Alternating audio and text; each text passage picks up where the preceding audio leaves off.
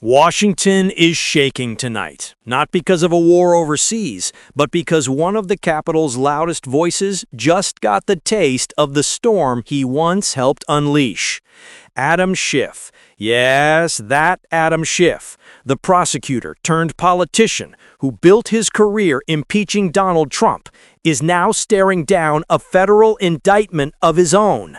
Mortgage fraud, they call it, but the word echoing through Capitol Hill is far uglier: revenge. The Justice Department's subpoenas hit like lightning. Staffers went silent. Senate aides started deleting messages. Cable networks lit up before breakfast. And here's the kicker. This isn't some rumor swirling in dark corners of the internet.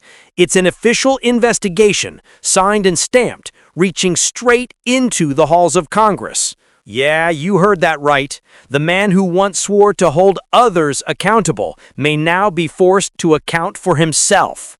So, how did we get here? Let's rewind, because this story didn't start with paperwork, it started with payback. In 2019 and 2020, Schiff became the Democrats' moral warrior. He led Trump's first impeachment, called him a national security threat, and made himself the face of truth versus corruption. Republicans never forgot. Neither did Trump. Fast forward to 2025. A Justice Department reshaped by new leadership launches a review of prior political investigations, and suddenly eyes land on Schiff's personal finances. According to multiple outlets, Politico, Reuters, AP, prosecutors allege that Schiff misrepresented his California home as his primary residence to secure a lower-rate mortgage. On paper, it's a technical fraud case. In reality, it's a political bomb. Because this isn't just any senator. This is the man who once accused others of abusing power. And now the same institution he championed, the DOJ, is turning its lens on him. It's the perfect Washington circle. Justice chasing justice. Power eating its own. By Monday morning, headlines were everywhere. Schiff under federal investigation. DOJ targets top Democrat. Republicans cheered. Democrats froze. Trump wasted no time. On Truth Social, he posted, "Looks like little Adam Schiff finally getting what he deserves." That post alone pulled over 1 million views in 2 hours. Inside the Capitol, whispers turned to strategy. Could this be real? Was it provable, or was it political theater with federal backing? Sources close to Schiff say he's furious, not panicked, but convinced this is coordinated retaliation. His legal team, according to Politico, has already begun raising money for a defense fund and quietly warning donors that the case is about silencing oversight. Meanwhile, conservative commentators smell blood. Fox's primetime lineup calls it the deep state finally cannibalizing itself. Right-wing senators demand Schiff's committee removal until the probe clears. Democrats respond with predictable outrage. This isn't justice, it's persecution. But even within their ranks, cracks are showing. Some quietly admit, if the evidence looks strong, they can't defend him without destroying their credibility. Reporters dig deeper. Who greenlit this? Why now? Turns out the prosecutor behind the subpoenas, Jason Quinone, was confirmed only 3 months ago after a bitter partisan fight. He vowed to restore impartial justice. The result? A new civil war within the system. Every network panel asks the same question. Is the Justice Department doing its job or doing Trump's? And here's where the temperature spikes, because no matter the answer, Washington burns either way. The Senate woke up to chaos. Phones buzzing, staffers ducking press calls, reporters lining hallways. Schiff walked into the chamber, stone-faced, headphones in, avoiding eye contact. No smiles, no banter. Even his closest allies didn't know what to say. Because this isn't some minor ethics slap. A federal indictment would force him off committees and possibly out of the Senate entirely. That means Democrats lose one of their sharpest strategists and their narrative architect against Trumpism. Republicans smell opportunity. Mitch McConnell publicly urges full transparency and equal application of the law. Translation, keep this story alive for weeks. Behind closed doors, Democratic strategists are terrified this case could drown out their economic messaging before the midterms. One senior aide confides to Axios, if Schiff falls, the right will paint every Democrat as complicit. Legal analysts pile on. Some say the charges look thin, built on technical gray areas that normally end in civil penalties. Others note that mortgage fraud prosecutions carry up to 30 years when the feds push hard. Either way, it's a trap. If the DOJ backs down, they look weak. If they press forward, they look weaponized. Exactly the political no-win zone Trump loves to create. Cable hosts start calling it the revenge prosecution. Public trust in institutions slides again. Poll trackers show independents split down the middle. Half see corruption, half see justice finally balancing the scales. And then comes the moment that changes everything.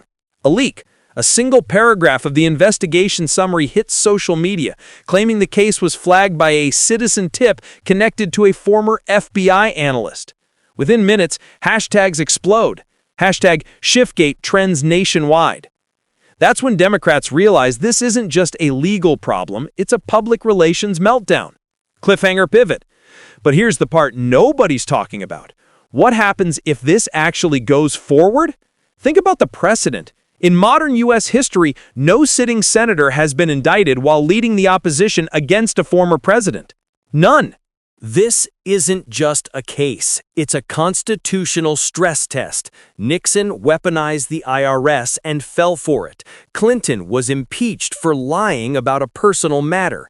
Now Schiff faces potential felony charges rooted in a technical form, and the optics could collapse the moral high ground Democrats built for a decade.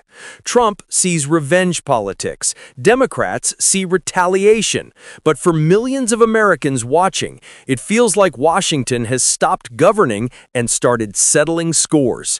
The bigger question, what does this do to faith in the Justice Department itself? If every investigation is seen as partisan, how do you restore credibility?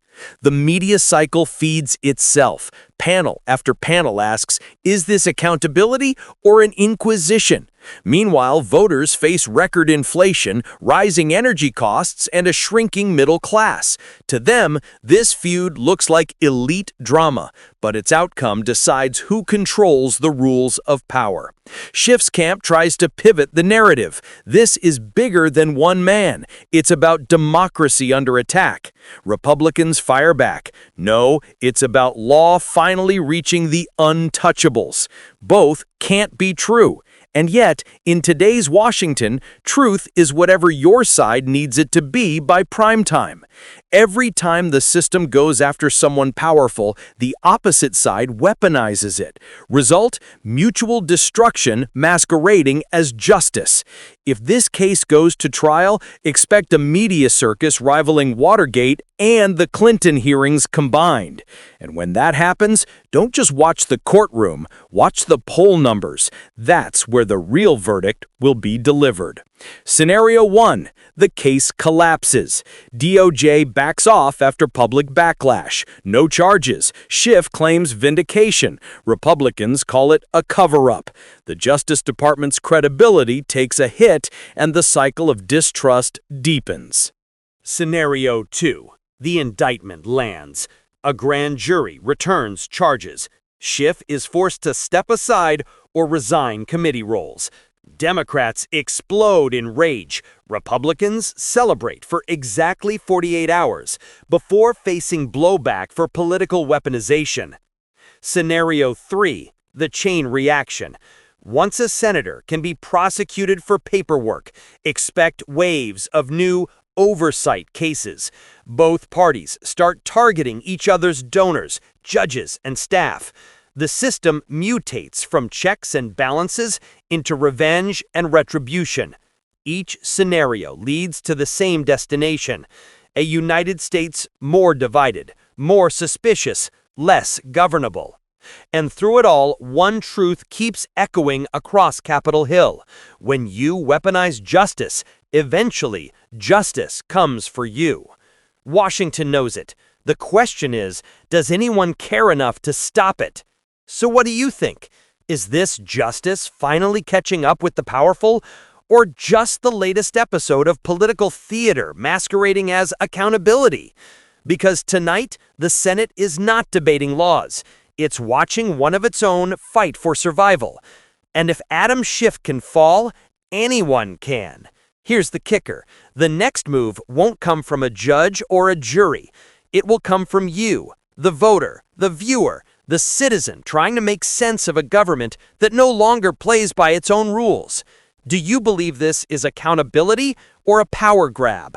Comment below, because Washington is listening. And trust me, this story is just beginning. Like, share, subscribe, because the deep state may have flipped the table, but the people still decide who walks away from it.